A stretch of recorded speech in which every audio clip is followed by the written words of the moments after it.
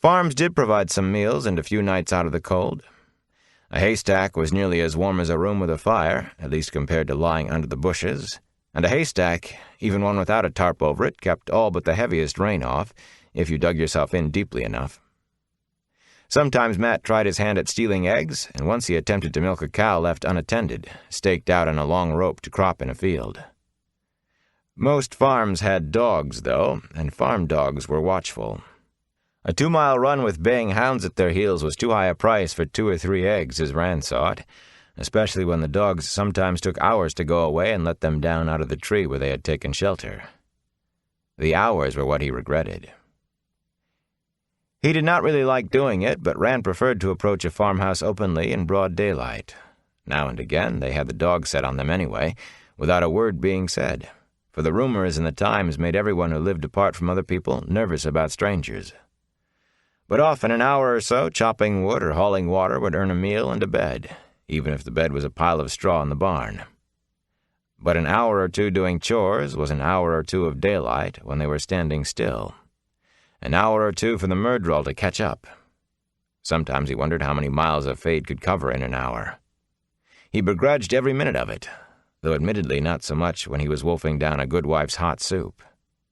And when they had no food, knowing they had spent every possible minute moving toward Camelin did not do much to soothe an empty stomach. Rand could not make up his mind if it was worse to lose time or go hungry, but Matt went beyond worrying about his belly or pursuit. "What do we know about them anyway?" Matt demanded one afternoon while they were mucking out stalls on a small farm. "Light, Matt. What do they know about us?" Rand sneezed. They were working stripped to the waist, and sweat and straw covered them both liberally, and motes of straw dust hung in the air. "What I know is they'll give us some roast lamb and a real bed to sleep in." Matt dug his hayfork into the straw and manure and gave a sidelong frown at the farmer, coming from the back of the barn with a bucket in one hand and his milking stool in the other.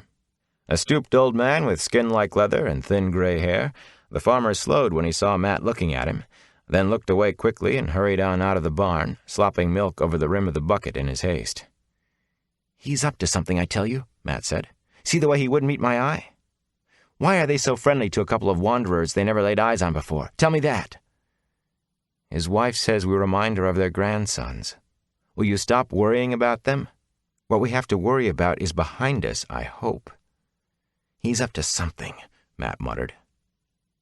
When they finished, they washed up at the trough in front of the barn, their shadows stretching long with the sinking sun. Rand toweled off with his shirt as they walked to the farmhouse. The farmer met them at the door. He leaned on a quarterstaff in a too-casual manner. Behind him, his wife clutched her apron and peered past his shoulder, chewing her lip. Rand sighed. He did not think he and Matt reminded them of their grandsons any longer. "Our sons are coming to visit tonight," the old man said. "All 4 of them. I forgot. They're all 4 coming. Big lads, strong. Be here any time now. I'm afraid we don't have the bed we promised you." His wife thrust a small bundle wrapped in a napkin past him. "Here. It's bread and cheese and pickles and lamb. Enough for 2 meals, maybe. Here." Her wrinkled face asked them to please take it and go. Rand took the bundle. "Thank you. I understand. Come on, Matt." Matt followed him, grumbling while he pulled his shirt over his head. Rand thought it best to cover as many miles as they could before stopping to eat. The old farmer had a dog. It could have been worse, he thought. 3 days earlier, while they were still working, they'd had the dog set on them.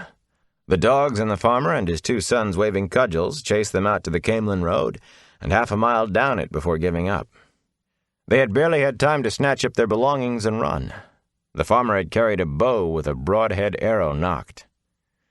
"Don't come back here," he had shouted after them. "I don't know what you're up to, but don't let me see your shifty eyes again." Matt had started to turn back, fumbling at his quiver, but Rand pulled him on. "Are you crazy?"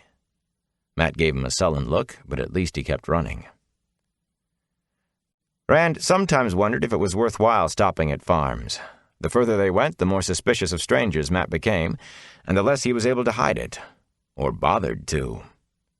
The meals got skimpier for the same work, and sometimes not even the barn was offered as a place of sleep. But then a solution to all their problems came to Rand, or so it seemed, and it came at Grinwell's farm. Master Grinwell and his wife had 9 children, the eldest daughter not more than a year younger than Rand and Matt. Master Grinwell was a sturdy man, and with his children he probably had no need of any more help, but he looked them up and down, taking in their travel-stained clothes and dusty boots, and allowed as how he could always find work for more hands. Mistress Grinwell said that if they were going to eat at her table, they would not do it in those filthy things. She was about to do laundry, and some of her husband's old clothes would fit them well enough for working. She smiled when she said it, and for a minute she looked to Rand just like Mistress Alvier, though her hair was yellow. He had never seen hair that color before. Even Matt seemed to lose some of his tension when her smile touched him. The eldest daughter was another matter. Dark-haired, big-eyed, and pretty, Els grinned impudently at them whenever her parents were not looking. While they worked, moving barrels and sacks of grain in the barn, she hung over a stall door, humming to herself and chewing the end of one long pigtail, watching them. Rand she watched especially. He tried to ignore her, but after a few minutes he put on the shirt Master Grinwell had loaned him. It was tight across the shoulders and too short, but it was better than nothing. Els laughed out loud when he tugged it on. He began to think that this time it would not be Matt's fault when they were chased off. Perrin would know how to handle this, he thought. He'd make some offhand comment, and pretty soon she'd be laughing at his jokes instead of mooning around where her father can see. Only he could not think of any offhand comment or any jokes either. Whenever he looked in her direction, she smiled at him in a way that would have had her father loosing the dogs on them if he saw. Once she told him she liked tall men. All the boys in the farms around here were short. Matt gave a nasty snicker. Wishing he could think of a joke, Rand tried to concentrate on his hay fork. The younger children, at least, were a blessing in Rand's eyes. Matt's wariness always eased a little when there were children around. After supper, they all settled in front of the fireplace, with Master Grinwell in his favorite chair, thumbing his pipe full of tobacco, and Mistress Grinwell fussing with her sewing box and the shirts she had washed for him and Matt.